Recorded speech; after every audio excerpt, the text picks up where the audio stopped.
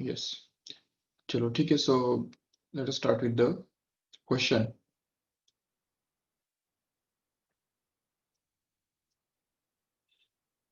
I hope all of you can get the screen.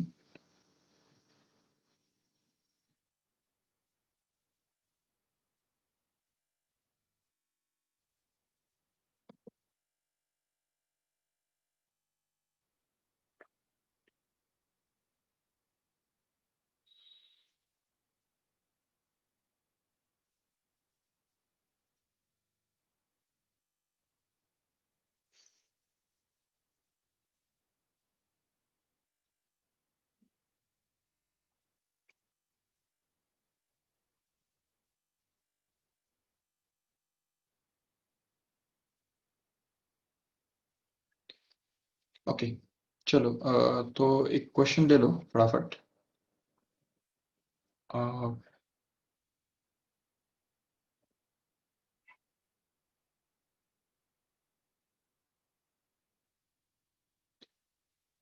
Yes, take down a question. अभी कल कल वाला जो क्वेश्चन था, तो उसके अंदर हमने देखा. देखो एक बार दिखाता हूँ आपको. ये देखो, ये आपका कल का क्वेश्चन था, जिसके अंदर हमने बताया था कि the equation of motion of a particle is given by r bar, which is actually equal to t cube I bar plus t square into j bar, correct है? And we are required to find the displacement of the particle from t equal to 1 to t equal to 2, and also the average velocity between t equal to 1 to t equal to 2, and also the average acceleration, right? So ये सब चीजें हमने कल के lecture में, कल के question में निकाले थे. ठीक है, अभी उसमें थोड़ा चेंज करता हूँ और एक सिंपल सा क्वेश्चन आपको देता हूँ. देखो ठीक से.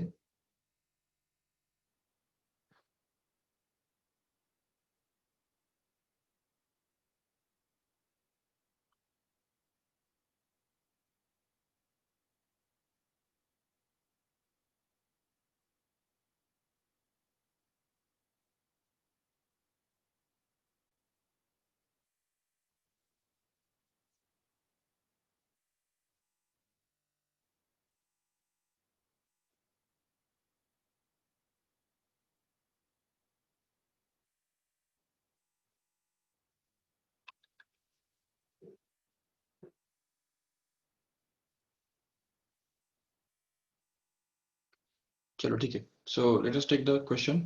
The velocity of a particle is given by. Okay, देखो अब यहाँ पे क्या दिया हुआ है. velocity of the particle is given by v bar, which is actually equal to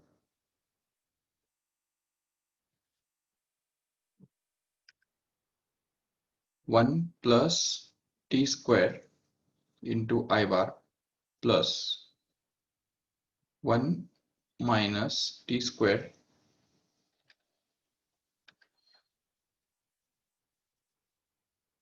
into j bar.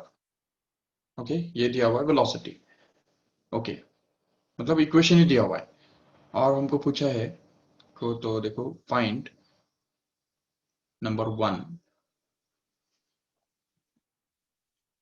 देखो ठीक से अभी, instantaneous velocity, or just not need not to say the instantaneous velocity. If we say that the velocity of the particle at t equal to 2, so it's okay, we can understand that the velocity at t equal to 2 matlab hi instantaneous velocity, right? Okay, the second thing it is asked here is that the acceleration at t equal to 2. Okay, ये हमको निकालना है. और at the same time we also want to find out the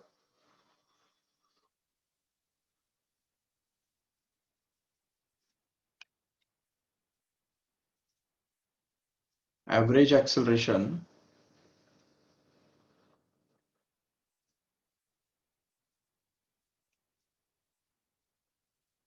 between t equal to 0 and T equal to 2। Okay, check करो भी यहाँ पे, ये तीनों क्वेश्चन हमको करने हैं। तो सबसे पहले क्या पूछा है हमको, we want to find out the velocity of the particle at time T equal to 2 seconds, right? So how will you get that? क्या करेंगे बताओ? v bar is expressed as 1 plus T square into I bar plus 1 minus T square into J bar. Okay, ये दिया हुआ है velocity का equation. अभी बताओ फटाफट मेरे को, what do you think what should be the velocity at instant 2? t equal to 2 seconds पे वेलोसिटी कितना होना चाहिए, कौन बताएगा? Just unmute and you can give the answer, or even we can type in the chat box also. Okay, 5 bar plus 3j bar, 5 bar minus 5 I bar minus 3j bar, Prashant is saying. Okay, let us check.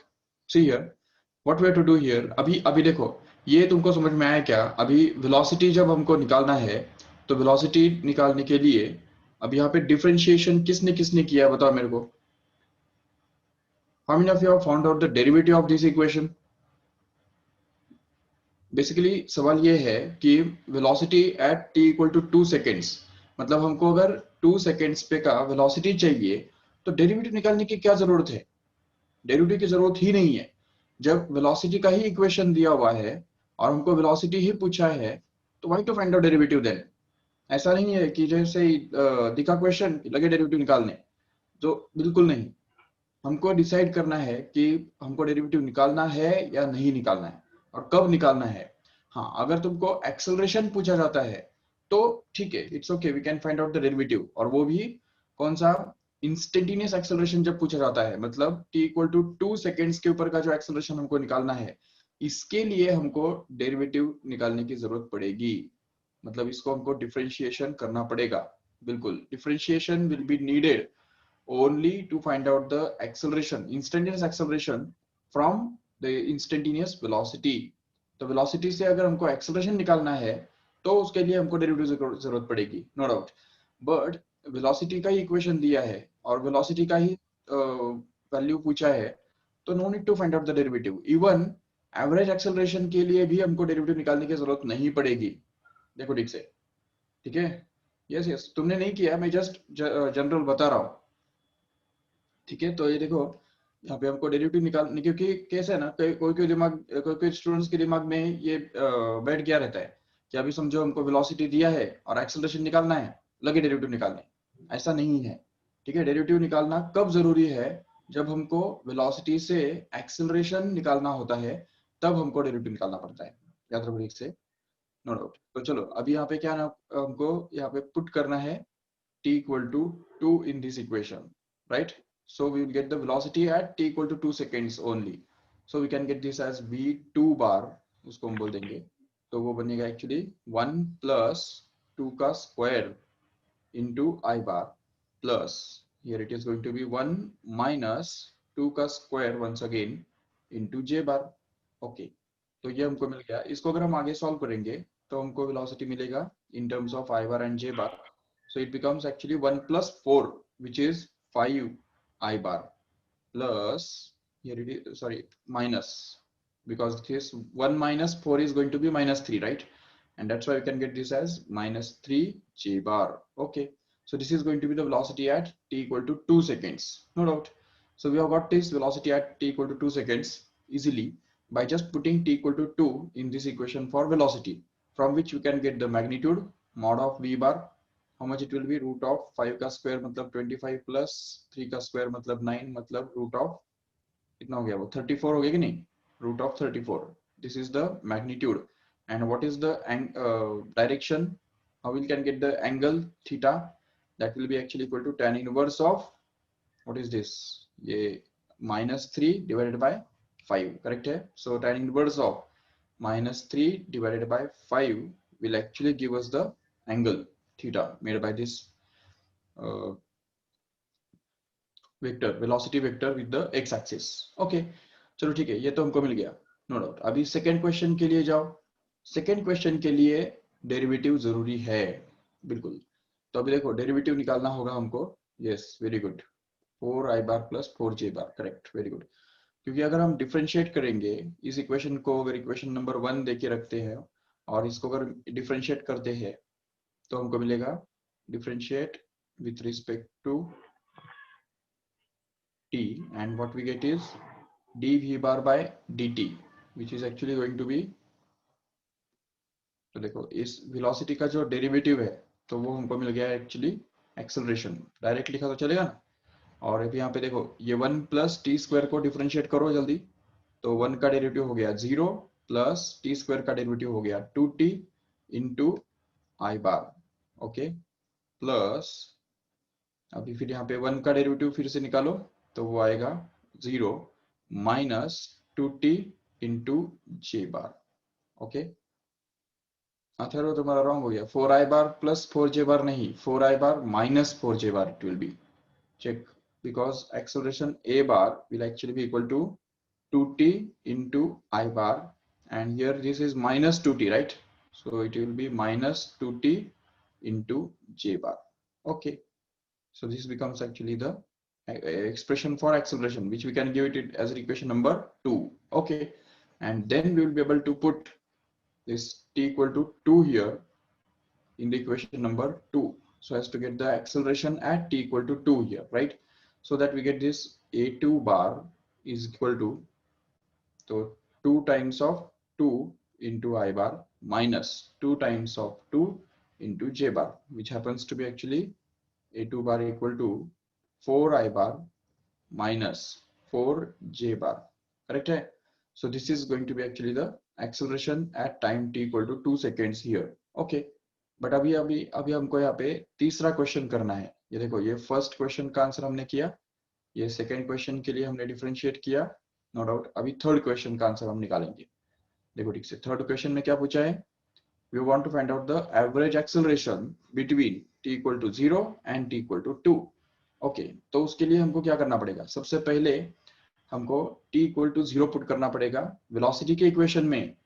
देखो ठीक से, put t equal to 0 in equation number 1 and get this v naught bar here। तो v naught bar कितना बन रहा है, तो देखो यहाँ पे t इक्वल टू 0 डाल दो, तो t का अगर वैल्यू गायब हो गया, t का अगर टर्म ही गायब हो गया तो 1 इंटू आई बार बचेगा बस। तो इसलिए उसको हम लिख सकेंगे 1 plus 0 into I bar plus 1 minus 0 into J bar, so that we can get this as v naught bar equal to, तो v naught बार कितना मिल रहा है, तो वो मिल रहा है आई बार प्लस जे बार, करेक्ट है? ठीक है, आई बार प्लस जे बार हमको ये मिल गया v naught bar. Can you find out delta v bar, because we have the formula for average acceleration? What is the formula for average acceleration? If you remember from last lecture, the average acceleration happens to be actually delta v bar upon delta t, correct है? जिसको कि हम ऐसा भी लिख सकते हैं v2 बार minus v nought bar in this case upon जो टाइम इंटरवल क्या है, देखो इधर टाइम t इक्वल टू 2 और टाइम t इक्वल टू 0, तो इंटरवल का डिफरेंस कितना होगा, 2 माइनस 0 होगा, बिल्कुल। तो देखो यहाँ पे 2 माइनस 0, ये हमको मिल रहा है डिफरेंस, करेक्ट है?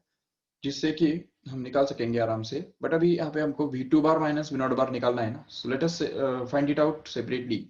So we can call it as delta v bar, which is actually going to be v2 bar minus v naught bar। तो ये 2 सेकेंड्स के ऊपर का वेलोसिटी में से हमको 0 सेकेंड्स के ऊपर का वेलोसिटी माइनस करना है। तो let us do that. So v2 बार कितना है, ये देखो इधर, ये रहा तुम्हारा v2 बार, राइट? इसमें से अगर हम v1 v नॉट बार मतलब ही ये i बार प्लस j बार अगर माइनस करेंगे तो क्या मिलेगा, देखो ठीक से, तो हमको मिलेगा ब्रैकेट में आएगा 5i bar plus minus 3j bar minus i bar plus j bar। Okay, so that we can just simplify this further।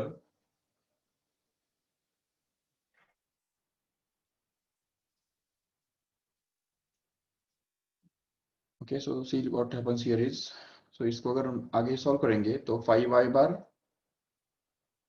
Minus 3j bar minus I bar and minus j bar. So that we are going to get this as 5 I bar minus I bar is 4 I bar, right? So this is going to be 4 I bar, and minus 3j bar minus 3j bar becomes minus 3j bar minus 1j bar becomes minus 4j bar. Okay, so we have got this as a delta V bar. Okay, delta V bar तो हमको मिल गया. चलो ठीक है. Is it not? It's a coincidence that this delta V bar is same as this acceleration at 2 seconds. But just don't bother about it more. ठीक है, उसके बारे में ज्यादा मत सोचो. वो ऐसा होता है कभी कभी, but it will not happen always, remember. So अभी यहाँ पे एवरेज एक्सेलरेशन जो है, तो एवरेज एक्सेलरेशन निकालने के लिए हमको क्या करना पड़ेगा? डेल्टा वी बार को, मतलब ही 4 आई बार माइनस 4 जे बार को डिवाइड हमको करना पड़ेगा 2 माइनस 0, मतलब ही 2 से, करेक्ट? जिससे हमको मिलता है average acceleration is equal to, तो यहाँ पे आ जाएगा, अगर इसमें से हमने 4 कॉमन निकाला, या चलो ठीक है डिवाइड अगर किया, ये 2 को अगर सेपरेट डिवाइड किया तो क्या बनेगा? 4/2 into I bar minus again 4/2 into j bar. But we know that 4/2 means what? It is going to be 2, right? So we can get this as average acceleration between 0 to 2 is going to be 2 I bar minus 2 j bar. अच्छा, अभी इसका magnitude निकाल के दिखाओ. क्या होगा magnitude इसका? जल्दी बताओ orally.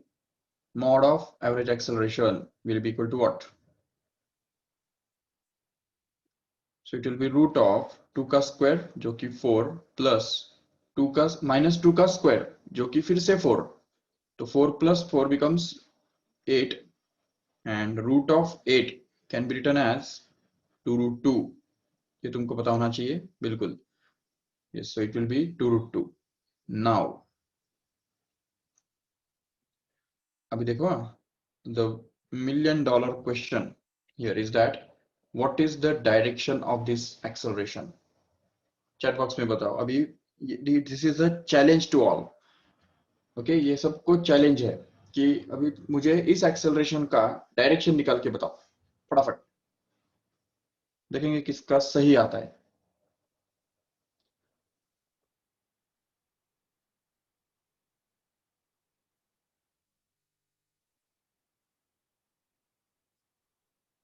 You can also unmute yourself and speak अगर आपको लिखने में टाइम लग रहा है.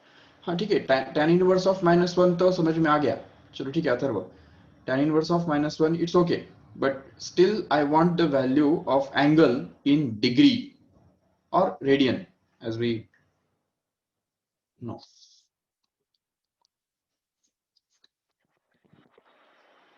Tell me that angle in degree or radian. Yes, Rushikesh is saying 45 degree. How many of you agreed with this 45 degree?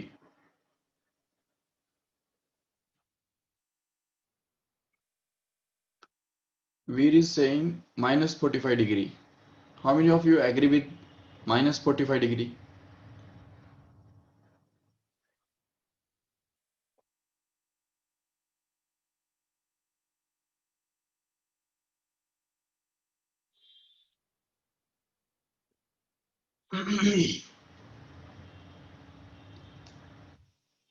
Is there any another option? 45 degree minus 45 degree के अलावा कोई दूसरा ऑप्शन है?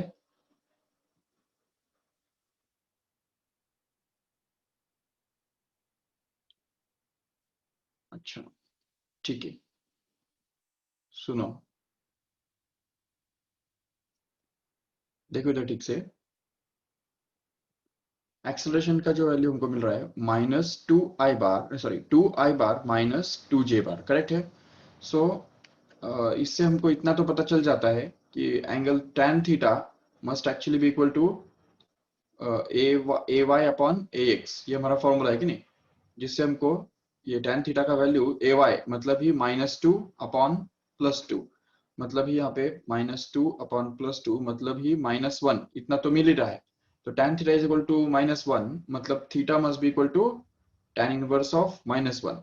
तो technically हम इतना तो आराम से लिख सकते हैं, no doubt, but just technically अगर हमको एक्चुअली समझना है कि ये एंगल है कितना एग्जैक्टली तो उसके लिए हमको ग्राफ पेपर पे जाना पड़ेगा, दूसरा कोई ऑप्शन नहीं। देखो ठीक से, ये ग्राफ पेपर है और अभी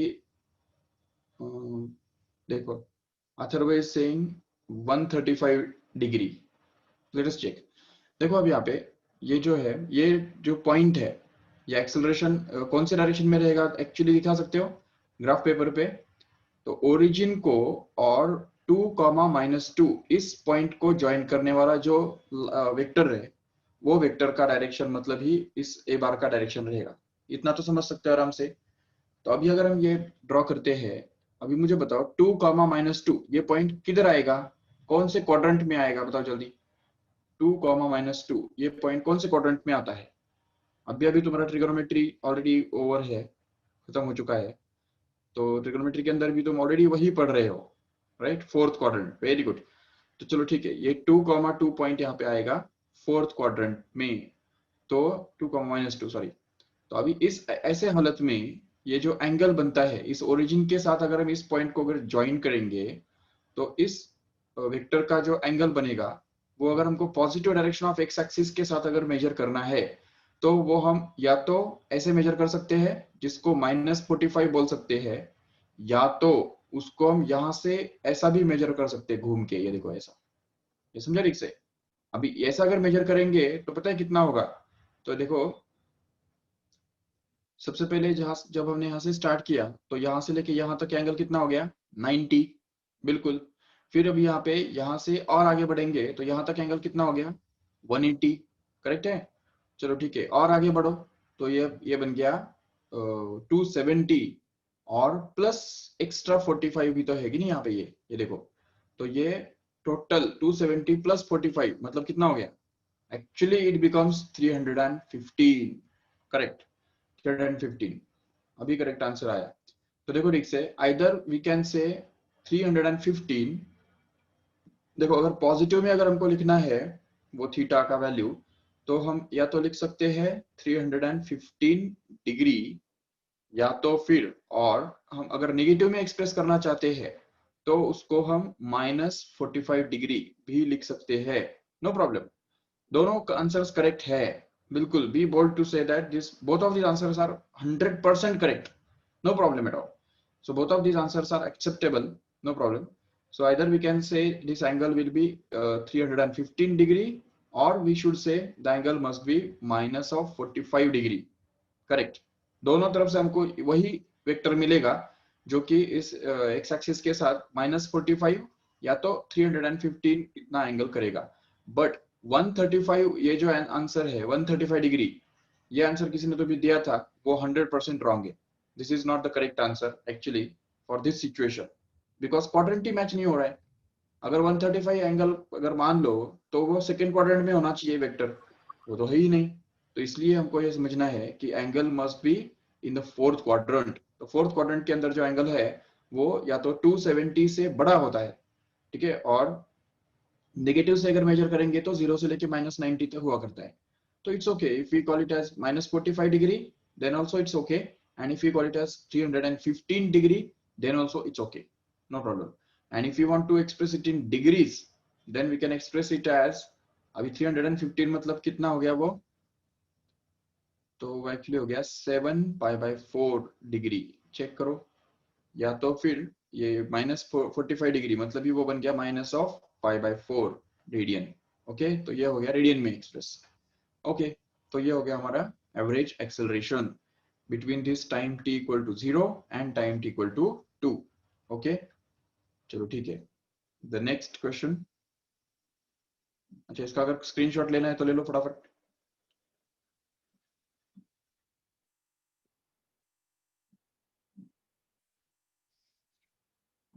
okay, let us move to the next question. अब देखो, acceleration of a particle. Question ये है कि acceleration of a particle is given by the formula a is equal to 6 plus t square। Okay, into I bar plus 1 plus T square into J bar. Okay, ये acceleration दिया हुआ है, ठीक है, equation दिया हुआ है। अभी मुझे बताओ कि find its initial acceleration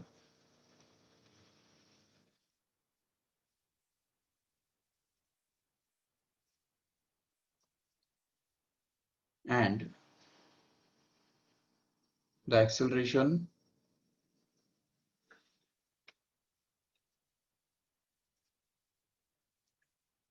at t equal to 2। Okay, दो क्वेश्चंस पूछे हैं, इनिशियल एक्सेलरेशन भी ढूंढना है और t इक्वल टू 2 से इंस्टेंट पे एक्सेलरेशन भी हमको ढूंढना है। चलो कैसे करेंगे? Yes, very good. Initial acceleration निकालने के लिए क्या करना है? Simply t equal to 0 put करना है इन द सेम इक्वेशन, जिसको हम इक्वेशन नंबर 1 बोल सकते हैं। This equation number 1, if you put t equal to 0 in it, then we can get a naught bar, which is actually going to be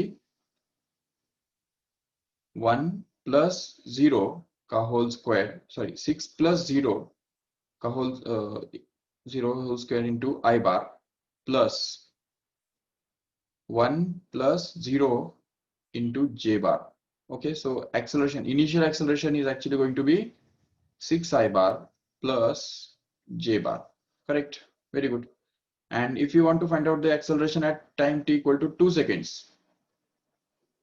put t equal to 2 in the same equation once again. So ये हो गया हमारा first का answer और ये हो गया हमारा सेकंड का आंसर, जो कि put t equal to 2 put करने से हमको मिलने वाला है, उसको हम बोलेंगे a2 bar.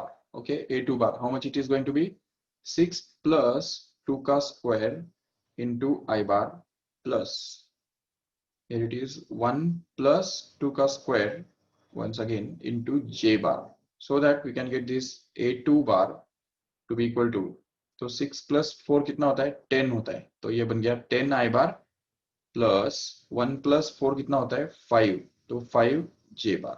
That's it. So this is going to be the acceleration at the t equal to 2 instant. Correct, very good. So we have got both of these answers, very good. Okay, and if you want to find out the magnitude and direction, we can do it easily. So we can get this mod of a naught bar, which is going to be actually root of 36 plus 1, which is going to be root of 37, and theta will be tan inverse of 1 by 6 simply, तो 1 by 6, that's it. So ये हमको मिल गया direction. और दूसरी तरफ यहाँ पे भी मॉड ऑफ a2 बार अगर हमको चाहिए, तो mod of a2 bar will actually be equal to root of 10 का स्क्वायर कितना होता है? 100 प्लस 5 का square 25, right? So that you can get this as root of 125, which can also be written as root of 25 into 5, correct? Which can be written as 5 root 5. Okay, तो ये बन गया हमारा 5 root 5। और दूसरी तरफ थीटा कितना आएगा? तो theta will be actually tan inverse of 5 upon 10, but 5 upon 10 means 1 by 2, right? So we can get that theta is equal to tan inverse of 1 by 2. Okay, that's it. So this is actually going to be the final direction and magnitude. That's all. समझा क्या ठीक से? Any doubt in this question?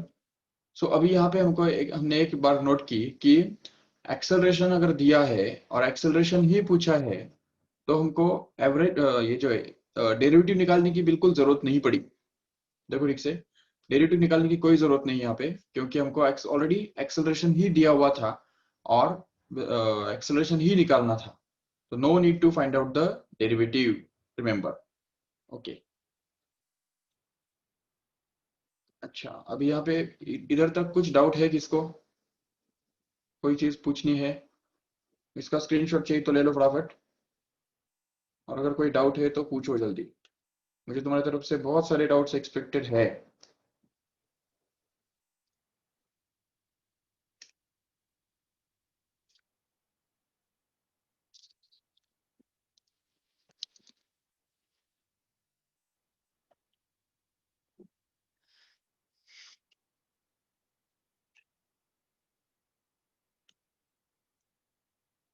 Okay,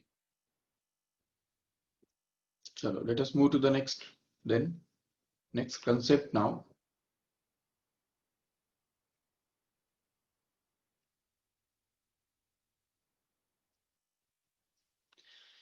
देखो अब यहाँ पे सबसे पहले हम क्लासिफाई करेंगे, जैसे कि हमने स्टार्टिंग में भी क्लासिफाई किया था कि what is uniform motion. Okay, ये एक होता है यूनिफॉर्म मोशन. अच्छा, सबसे पहले क्या होता है, उससे भी पहले क्या होता है पता है? यूनिफॉर्म मोशन से भी पहले आता है state of rest. Remember, rest. दूसरा होता है यूनिफॉर्म मोशन. तीसरा होता है uniformly accelerated motion.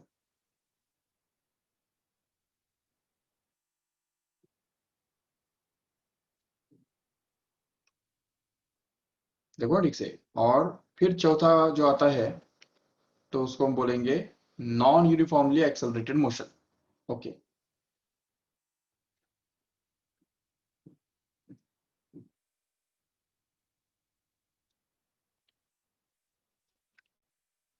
How can be distinguish all these? What is the speciality of all these, पता है आपको? देखो, रेस्ट के बारे में तो हमको कुछ बात करने की जरूरत ही नहीं है. बिल्कुल, रेस्ट के बारे में हमको सब पता है. तो वहां पे क्या होता है, जो आर बार होता है, तो आर बार हमेशा कांस्टेंट होता है. बिल्कुल. तो उसकी वजह से वेलोसिटी वी बार जो है वो जीरो बन जाता है. बिल्कुल. ठीक है, और एक्सेलरेशन तो जीरो बनता ही है, नो डाउट. ओके, बट अभी हम यूनिफॉर्म मोशन के अगर बारे में बात करते हैं, तो how can we identify whether the motion is uniform or not? What is the speciality of uniform motion? Who can tell me? When the motion is said to be uniform, see here, the motion is supposed to be uniform only when the particle covers equal distances in equal intervals of time.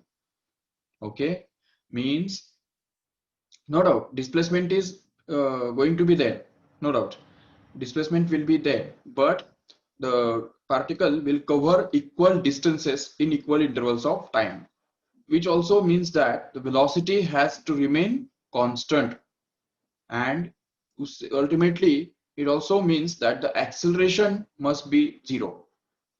देखो ठीक से, तीन खासियत क्या है उसके बताया कि जो डिस्प्लेसमेंट है x जो है, या कैन से r बार जो होता है, डेल्टा आर बार जिसको हम बोल सकते हैं, delta r bar is going to be proportional to time. मतलब as time increases, delta r bar also increases. तो इसका मतलब क्या कि अभी डेल्टा आर बार जो है मतलब ही डिस्प्लेसमेंट है. ओके, तो डिस्प्लेसमेंट जो है उसको सिंपल वर्ड्स में हम लिखने के लिए ट्राई करेंगे. तो displacement varies directly with time, ये उसका खासियत होता है. So displacement is directly proportional to time. What does it mean? Actually, it means that the displacement, जैसे displacement बढ़ता है, मतलब जैसे टाइम बढ़ता है वैसे डिस्प्लेसमेंट भी बढ़ता है. मतलब equal distances are covered in equal time intervals. Okay, ये खासियत इसका होता है, जिसको हम बोलते हैं uniform motion. Okay, displacement is proportional to the time. अगर हम डिस्प्लेसमेंट और टाइम के बीच में अगर एक ग्राफ ड्रॉ करते हैं, ठीक है, तो वो कैसे बनेगा पता है? ये देखो, s और t के बीच में अगर हमने ग्राफ ड्रॉ किया, तो अगर वो यूनिफॉर्म मोशन है तो उस केस में डिस्प्लेसमेंट टाइम के साथ प्रोपोर्शन में होने की वजह से ये जो ग्राफ है वो सीधा स्ट्रेट लाइन बनेगा. बिल्कुल ऐसा स्ट्रेट लाइन हमको मिलेगा, no bending at all. Curve नहीं आएगा वो, बिल्कुल वो स्ट्रेट लाइन आएगा. बिल्कुल. तो देखो, ये बात हमको सब अच्छी तरह समझनी है और याद रखनी है. ठीक है ना? There are three types of graphs. One is ST graph, उसको हम बोल सकते हैं. दूसरा होता है वीटी ग्राफ. अच्छा, अभी वेलोसिटी के बारे में क्या बोल सकते हैं बताओ? When the body is going to be there in uniform motion, then what can we say about its velocity? Velocity remains constant. Remember, velocity remains constant in case when the body is supposed to be in uniform motion. Okay, तो कोई भी body जो uniform motion में होता है तो उसका velocity अगर हमने अभी देखा है, सपोज 5 मीटर पर सेकेंड, 2 मिनट के बाद देखा, तभी भी उसका वेलोसिटी 5 मीटर पर सेकेंड ही रहेगा। 3 मिनट के बाद देखा, फिर भी 5 मीटर पर सेकेंड ही रहेगा। हर इंस्टेंट पे अगर वेलोसिटी उसका कांस्टेंट हमको पता चलता है, तो सीधा हम बोल सकते हैं कि velocity is going to be constant at every instant, and that's why the v and t graph, the graph between velocity and time will be like this। ये देखो, इसको बोलते हैं कांस्टेंट। समझा ठीक से? ये कांस्टेंट ग्राफ हमको मिल गया when the particle is going to be there in the uniform motion। okay, that means velocity के इक्वेशन के अंदर टाइम वाला टर्म होना ही नहीं चाहिए, बिल्कुल टाइम नहीं होना चाहिए उसके अंदर, तब जाके हम बोल सकते हैं कि it's going to be a uniform motion. Okay, this third thing is that,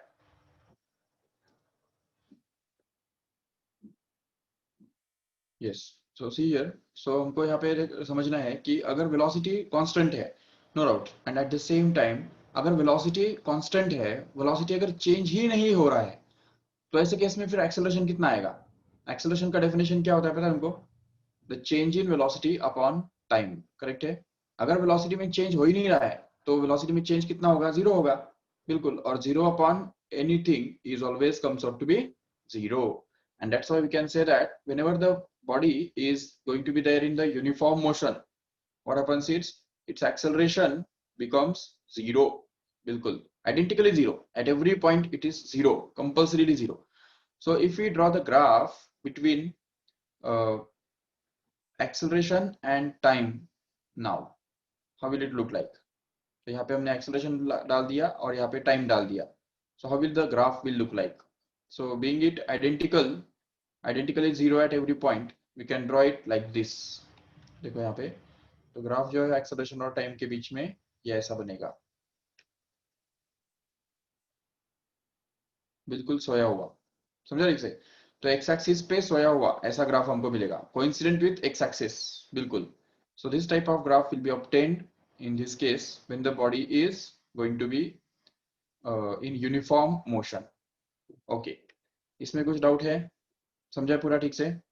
When the body is there in uniform motion, the displacement is always proportional to the time, and the velocity is independent of time, means constant, and acceleration is also independent of time, means identically it is zero, no doubt।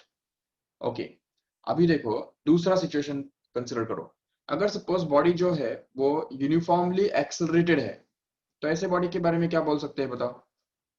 What is the speciality of such a body which is uniformly accelerated?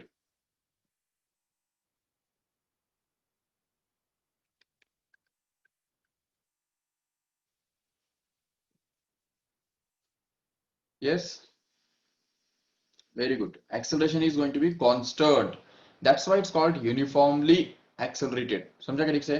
uniformly accelerated का मतलब ही होता है कि acceleration is going to be uniform, that means acceleration is going to be the constant, no doubt। so इसलिए उसको uniformly accelerated बोलते हैं। अब देखो उसके अंदर होता क्या है, तो एक्सेलरेशन और टाइम का ग्राफ कैसे बनेगा पता है? हम उल्टा चालू करेंगे। ये देखो एक्सेलरेशन यहाँ पे जीरो होता है, but in this case acceleration is going to be the variable is constant, not zero but constant, तो इसलिए इसको हम बोलेंगे acceleration is going to be constant। so how will the graph between acceleration and time look like? तो acceleration और time के बीच में अगर हमने ग्राफ ड्रॉ किया तो वो कैसा दिखेगा बताओ? it will look like this, a constant one, like this। समझा क्या ठीक से? इस टाइप का कांस्टेंट ग्राफ जो है वो हमको मिलेगा बिटवीन एक्सेलरेशन एंड टाइम। समझा क्यों? क्योंकि acceleration is going to be constant, not zero. अगर वो जीरो होता तो इधर एक्स एक्सिस के ऊपर कोइंसिडेंट होता कि नहीं, बट अगर वो जीरो नहीं है, कांस्टेंट है, तो ऐसे केस में जो कांस्टेंट होगा तो वो वहां पे वाई एक्सिस को कट करेगा, बिल्कुल। जितना वैल्यू उसका होगा उस वैल्यू पे वो वाई एक्सिस को कट करेगा, नो डाउट। चलो ठीक है, बट देन एक्सेलरेशन कांस्टेंट होने की वजह से वेलोसिटी का क्या होगा? वेलोसिटी इंक्रीज होगा, वेरिएबल होगा या कांस्टेंट होगा? अब देखो जब एक्सेलरेशन कांस्टेंट है तो वेलोसिटी कांस्टेंट हो ही नहीं सकता है, velocity will not be constant। but very good Atharva, the velocity will be directly proportional to the time। very good, बिल्कुल। exactly we can say that the velocity is directly proportional to the time. velocity जो है directly proportional to time हुआ करता है, जिसके कारण हम यहाँ पे ग्राफ अगर ड्रॉ करते हैं तो वेलोसिटी और टाइम के बीच में अगर हमने एक ग्राफ ड्रॉ किया तो वो कैसे बनेगा? It will be a straight line. देखो यहाँ पे ये वेलोसिटी है और यहाँ पे हमने टाइम डाल दिया, तो the graph between these two will be a straight line like this, showing that the velocity is directly proportional to time, which also means that velocity increases in equal amounts in equal intervals of time। ये भी उसका ही मतलब है। मतलब अगर suppose ये equal intervals है, अगर टाइम को हमने इक्वल इंटरवल्स में बांट दिया ऐसे 1 2 3 4 ऐसे, तो यहाँ पे जो वेलोसिटी का जो वैल्यू है, यहाँ से यहाँ तक जो बढ़ गया वेलोसिटी का वैल्यू, और यहाँ से यहाँ तक जो इंक्रीमेंट होगा, यहाँ से यहाँ तक जो इंक्रीमेंट होगा, तो वो सब सेम होंगे, ये उसका मतलब है। मतलब ये इंक्रीमेंट, ये इंक्रीमेंट, ये इंक्रीमेंट सारे सेम होंगे अगर ये इंक्रीमेंट और ये इंक्रीमेंट सेम है तो। So that means the velocity will increase in equal amounts after equal intervals of time। ये सिंपल सी बात हमको समझनी है। This happens in case of the velocity, in case of when the body is uniformly accelerated। Okay, but at the same time, what can we say about the displacement? What can we say? तो displacement के बारे में क्या बोल सकते हैं? Is it proportional to that time?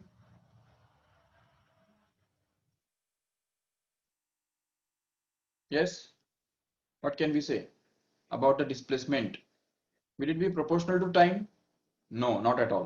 अगर वो proportional to time होता तो उसका भी ग्राफ ऐसा ही बन जाता, बिल्कुल। But in this case, what happens is the displacement is proportional to time squared। देखो ठीक से, the displacement contains a term of time squared। Time square वाला एक टर्म उसके अंदर आ जाता है। इसके कारण यहाँ पे हम देख सकते हैं आराम से कि अगर ग्राफ ड्रॉ करते हैं डिस्प्लेसमेंट और टाइम के बीच में, अगर ऐसा एक ग्राफ ड्रॉ करेंगे ना, तो वो ग्राफ कैसे मिलेगा हमको? स्ट्रेट लाइन कभी नहीं मिलेगा, याद रखो, भूल से भी हमको स्ट्रेट लाइन नहीं मिलेगा। It will be a bend curve like this. तो इस टाइप का वो कर्व्ड ग्राफ होगा।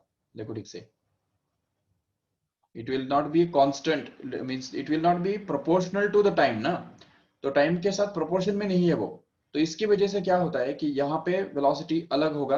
ये देखो यहाँ पे थोड़ा स्टार्टिंग में वेलोसिटी थोड़ा अलग होगा, जिसको हम टेंजेंट के स्लोप के द्वारा ड्रॉ कर सकते हैं। यहाँ पे थोड़ा वेलोसिटी बढ़ जाएगा, जिसको हम टेंजेंट के स्लोप के द्वारा ड्रॉ कर सकते हैं। और again velocity will go on increasing as we go on moving more and more away from the origin, or just as time goes on increasing, what will happen here is the slope of the tangent will go on increasing continuously, and that's why this is the significance of the displacement time graph, which shows clearly that the displacement is proportional to the time square and not just time। तो displacement जो है यहाँ पे सिर्फ time के साथ proportion में नहीं है, बल्कि टाइम स्क्वायर के साथ प्रोपोर्शन में है। इसलिए ये जो डिस्प्लेसमेंट और टाइम के बीच में जो ग्राफ बनता है वो कर्व्ड बनता है इस तरह से। चलो ठीक है, ये कर्व जो है वो ऐसा कर्व भी बन सकता है और कभी कभी ऐसा भी कर्व बन सकता है। ठीक है, इसको बोलते हैं कॉनकेव। ये जो कर्व है इसको हम बोलेंगे कॉनकेव।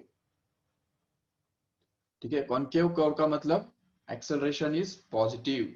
ओके, और कॉन्वेक्स कर्व का जो मतलब होता है तो वो होता है एक्सेलरेशन इज नेगेटिव। ये चलो आगे की बात है। ठीक है, वो तो अभी अभी फिलहाल उसके ऊपर फोकस नहीं करेंगे तो भी चलेगा। I'll explain it later। But remember that whenever there is a motion of uniformly accelerated motion of the body, then the graph between time and displacement is never going to be a straight line, but it's always going to be a curved one। Remember, so this type of curved graph will be obtained here। Okay, चलो ठीक है, अभी यहाँ पे बताओ non uniformly accelerated motion के बारे में क्या होता है। नॉन यूनिफॉर्मली एक्सेलरेटेड मतलब होता है acceleration is not uniform at all। that means acceleration is variable। acceleration जो है it may be proportional to the time। okay, तो टाइम के साथ वो प्रोपोर्शन में होगा, जिसका मतलब ये है कि एक्सेलरेशन और टाइम के बीच में अगर हमने ग्राफ ड्रॉ किया तो वो ग्राफ ही कर्व्ड होगा, बिल्कुल, सॉरी स्ट्रेट लाइन होगा। अगर एक्सेलरेशन और टाइम के बीच में ग्राफ अगर स्ट्रेट लाइन है तो फिर वेलोसिटी और टाइम के बीच में ग्राफ कैसा बनेगा? तो it will be a curved one. तो ये इस तरह से बेंड होगा ऊपर।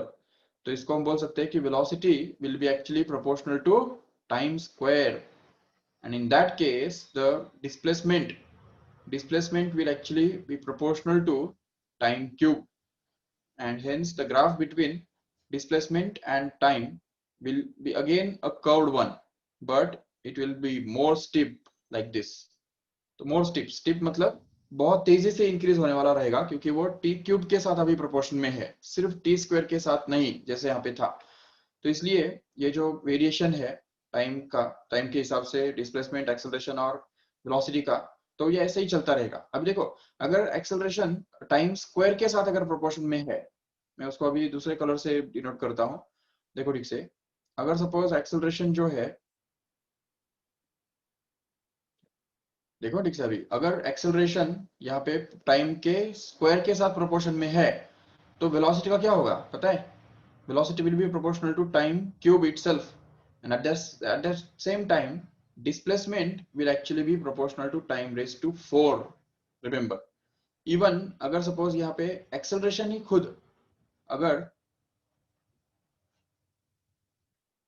मान लो कि acceleration जो है, acceleration अगर time के क्यूब के साथ अगर प्रोपोर्शन में है, तो उस केस में क्या होगा? velocity जो है, velocity will be proportional to the time t raised to 4 actually, and in that case the displacement will actually be proportional to t raised to 5. See here the strange thing here, to note that whenever the acceleration is proportional to some power of t, then velocity is always proportional to one more power, one plus one power, and displacement is proportional to one plus still plus one power as that of the velocity. तो ये हमको अच्छी तरह समझना है। चलो ठीक है, ये इसके बारे में हम और भी ज्यादा डिस्कस करेंगे कल के लेक्चर में। लेकिन तब तक ये सब पूरा जो है वो अच्छी तरह से याद रख लो, और इसका स्क्रीनशॉट भी ले लो चाहिए तो।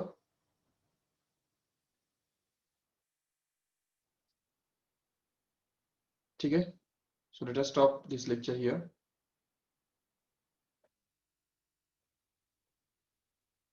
Okay,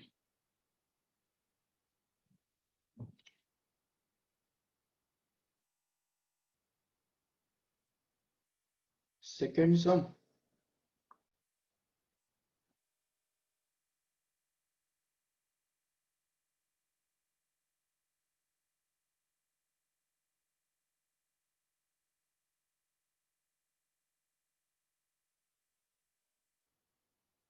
is that same? हमने आज के लेक्चर में, नहीं ये तो कल का था ना। हाँ ये कल का था। आज के लेक्चर में ये हमने सबसे पहला सम किया। ओके, और उसके बाद जो सेकंड सम जो हमने किया आज के लेक्चर में, वो ये था। ये देखो, this is the second sum we have done today.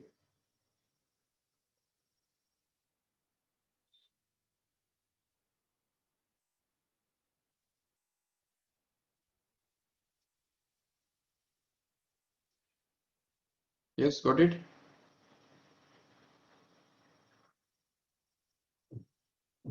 Okay, चलो ठीक है, फिर यहाँ पे हम रुकते हैं। Thank you all of you, bye bye.